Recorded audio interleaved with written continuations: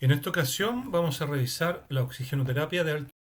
No tengo conflictos de interés en relación a los productos y tecnologías que se mencionan en esta presentación.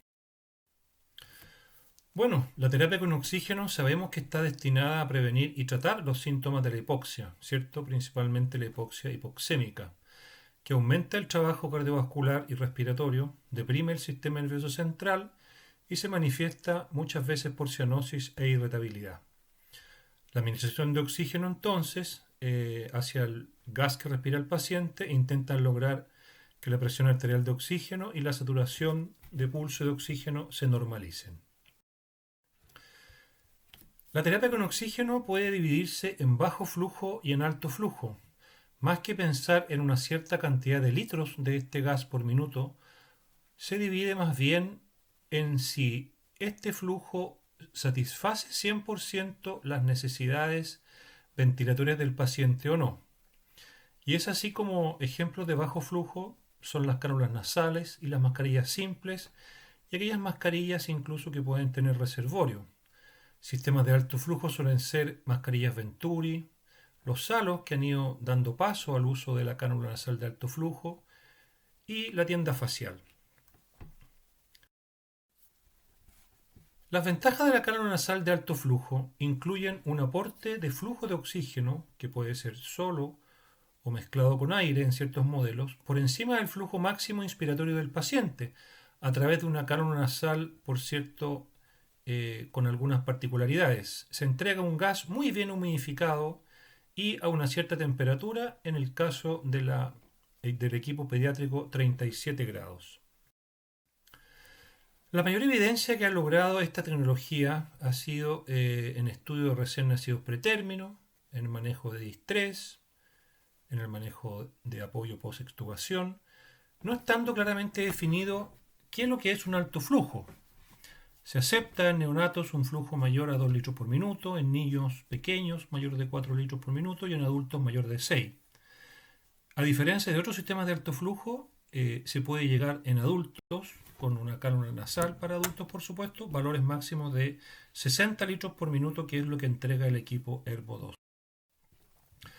¿Cuáles son las principales ventajas y mecanismos de acción reconocidos de esta terapia de alto flujo? El primero de ellos, y muy importante, es el aumento de la fracción inspirada de oxígeno. Hay menor dilución con el aire ambiente y se pueden lograr FiO2 fácilmente superiores al 50%. En el equipo que utilizamos nosotros, eso se regula desde el flujómetro del muro. Se supone también que hay un efecto de lavado del espacio muerto nasofaringeo, con lo cual se administra continuamente un alto flujo mejorando la presión de distensión faríngea. Se supone también previene el colapso alveolar al aumentar el volumen de fin de expiración. Hay una correcta humidificación hacia la vía aérea, entregando un gas de mejor calidad, lo cual disminuye el trabajo metabólico. También disminuye la resistencia inspiratoria, todo lo cual lleva a disminuir el trabajo respiratorio. En el modelo de la izquierda, que es un modelo con base termohumidificadora y un sistema de blender, solamente es distinto el sistema de termohumidificación, porque de aquí para acá, la bigotera que va hacia el paciente, en el equipo de la derecha, que es el Herbo 2, es lo mismo. Acá necesitamos un blender para poder mezclar el flujo de aire y el flujo de oxígeno, lo cual va a ir entonces hacia la cámara termohumidificadora y después hacia el sistema que lleva el gas hacia el paciente y especialmente la bigotera de alto flujo. En el equipo de la derecha, el oxígeno se regula directamente desde el flujómetro y el flujo de litros por minuto del equipo se regula a través de los controles. El equipo toma entonces aire desde el medio ambiente, no es necesario suministrarle dos gases como en este modelo, sino solamente uno, el oxígeno, y el equipo toma el aire del ambiente. Y aquí entonces vemos la cámara termohumidificadora. Vamos a decir al tiro entonces que este es un modelo tradicional, porque aquí el modelo que permite la instalación de un nebulizador de malla en el brazo seco del equipo tiene aquí un puerto para poder introducir el nebulizador, como vamos a ver más adelante. Las nariceras también son bastante específicas, son un poquito más rígidas y tienen un diseño especial. Y todo este equipamiento entonces incorpora una termorregulación, una adecuada humidificación y la medición de FiO2. Las cánulas nasales que nosotros utilizamos se clasifican en esta marca de Fisher Paykel por color. Es así como pueden ser rojas, amarillas, violetas o verdes. Y ellas tienen entonces relación con el tamaño y también con el flujo máximo que se puede desarrollar. También contamos con bigoteras especiales para pacientes adultos en dos tamaños. Es así como con la bigotera pediátrica se puede llegar a un máximo de 25 litros por minuto. En niños pequeños suelen utilizarse flujos iniciales de 1 a 2 litros por kilo.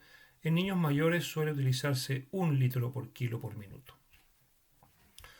Es muy importante que la cánula no obstruya más allá de un 70-75% del diámetro de la fosa nasal, recomendándose que lo ideal está entre 50 a 75%. Lo ideal entonces es usar aquella cánula más grande que el paciente tolera, pero sin ocluir toda la fosa nasal, sino más allá de un 70-75% o un 50% incluso.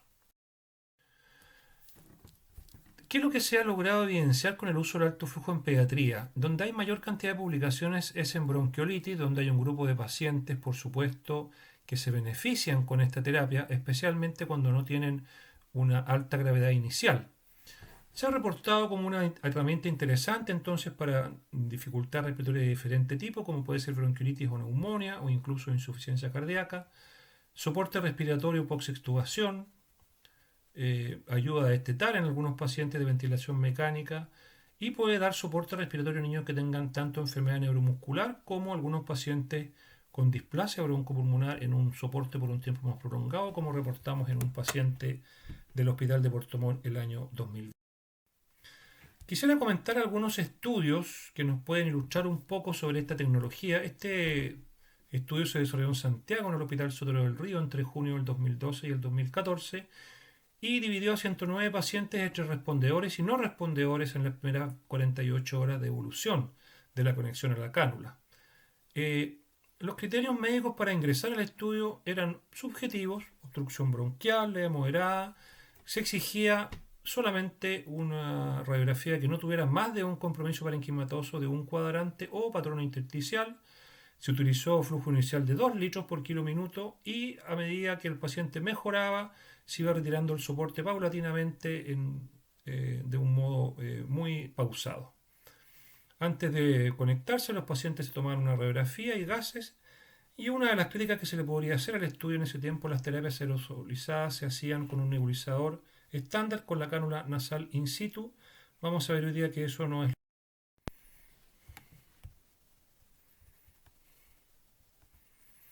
Esta figura nos ilustra lo que pasó con los 109 pacientes del estudio. 70% respondió al alto flujo y de los 32 que fracasaron, 18 debieron intubarse, ya sea directamente o porque fracasaron en el brazo con ventilación mecánica no invasiva, que era la terapia que se le daba a los pacientes. El patrón radiológico más frecuente en el estudio fue bronquiolitis. El 70%, como dijimos, respondió al alto flujo. Y entonces el estudio demostró que había diferencia significativa entre el diagnóstico, el componente radiológico, a radiografía con más compromiso, peor evolución, el contexto de la conexión, la PCO2 más alta, por supuesto, preveía una peor evolución, y a las horas en que el paciente requirió cánula nasal de alto flujo. Y el factor importante, por ejemplo, fue que con una PCO2 mayor de 55, el odds ratio, o sea, el riesgo de fracasar, era casi 3 veces el otro grado. Quizás este estudio muestre pacientes que pueden parecerse un poco más a nuestra realidad, en el sentido que es un estudio que para nuestro servicio de pediatría estudia el alto flujo fuera de la UCI. ¿Cuáles son los factores que se asocian con la falla? Este estudio también se hizo en 2 años consecutivos en Atlanta con 231 pacientes. Es de interés mencionar que un grupo importante eran menores de 34 semanas, un 28% ahora tenían antecedente de cardiopatía y más de un tercio habían sido pacientes intubados previamente, la mayoría con bronquiolitis. Aquí eran pacientes menos graves, solamente fracasó un 6%. El mayor predictor de fracaso fue la historia breve de intubación, aunque el antecedente de cardiopatía y la FIO2 mayores de 60% también se asociaron con mayor fracaso. Y el diagnóstico de bronquiolitis daba un mejor pronóstico o una mejor posibilidad de éxito.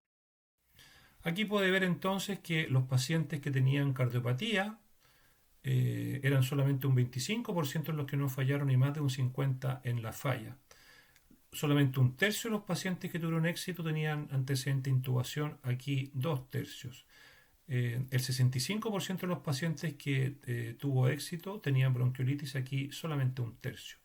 Y la FIO2 promedio en el grupo que tuvo éxito fue de 40%, en el grupo que fracasó se movía entre 60 a 100%.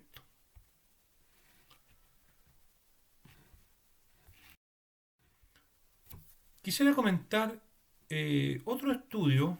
Este incluye ya la terapia con beta 2 de rescate aerosolizados en el sistema de alto flujo en niños con bronquiolitis. Esta tímida publicación de Morgan en el año 2015 reportaba 5 lactantes de entre 3 a 13 meses infectados por BRS y rinovirus enterovirus, y por rinovirus enterovirus los siguientes, y con un score de asma que ellos calculaban antes, que oscilaba entre 14 y 15 puntos.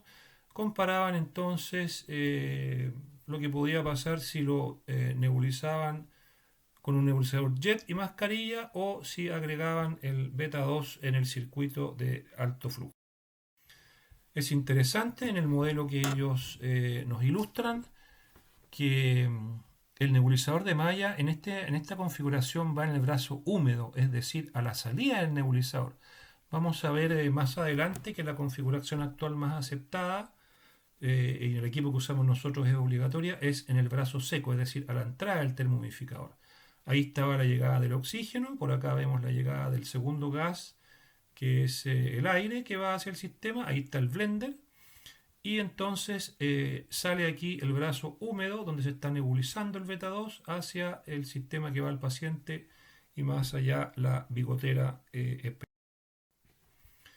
Es así entonces que otras informaciones habían evidenciado también que la posición ideal del nebulizador de malla es en el brazo seco, es decir, en el brazo que lleva el gas hacia el termohumidificador. Reconocemos el nebulizador de malla, dispositivo muy eficiente, por cierto, silencioso, rápido, que genera una alta proporción de partículas en la fracción respirable en la nube que emite, que siempre lo vamos a reconocer porque va por encima del circuito, es independiente de la gravedad y en una orientación de 45 grados. Y este es su controlador electrónico, que admite un funcionamiento por 30 minutos o en forma continua. Generalmente nosotros ocupamos la primera modalidad, pero en pocos minutos logra liberarse la dosis. Otra particularidad de esta terapia es que el broncodilatador no necesita disolverse en suero fisiológico como hacemos normalmente al usar nebulizadores jet. La droga puede ir pura aquí, salbutamol por ejemplo, 0,5 cc o un cc en el nebulizador. Habían evidencias también entonces que flujos menores lograban depósitos pulmonares.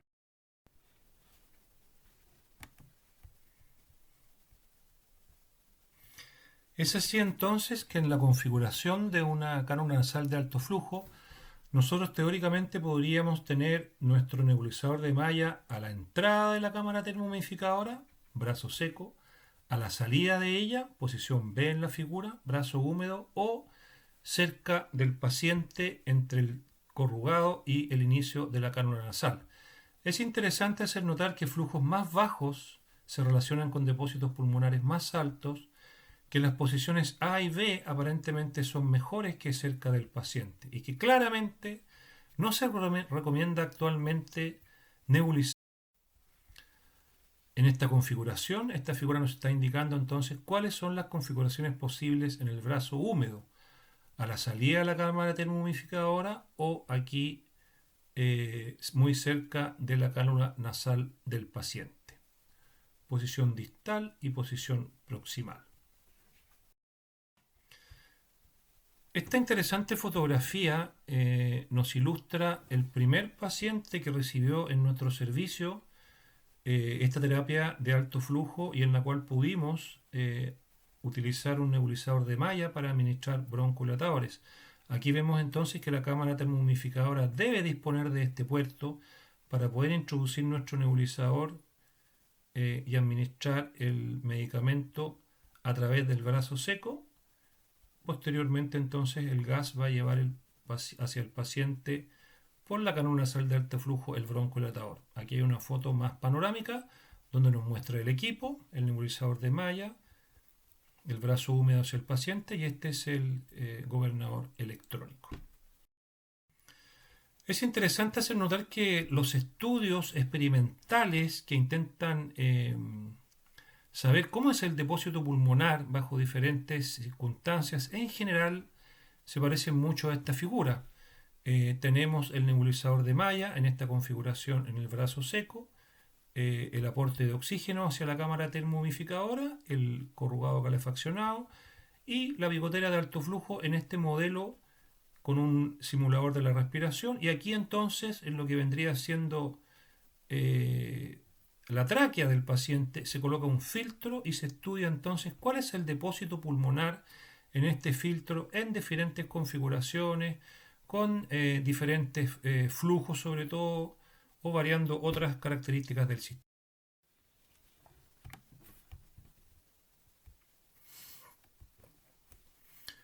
Quisiera comentar esta publicación del grupo de Arsuari, donde en el laboratorio se simula la administración de broncodilatadores con alto flujo a un modelo experimental de 5 kilos y de 15 kilos, vale decir un lactante pequeño y un niño mayor, y entonces se trabajaba con diferentes flujos y la posición del nebulizador de malla podía estar a la entrada del brazo seco o más bien cerca del paciente.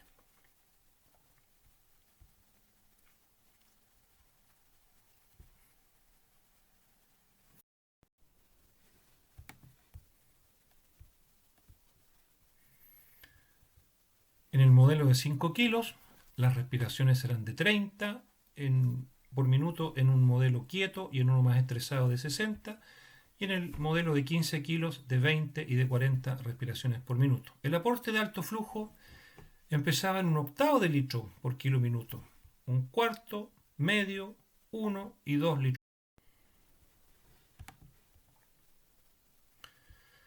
Esta figura nos ilustra entonces cuál fue el resultado del estudio.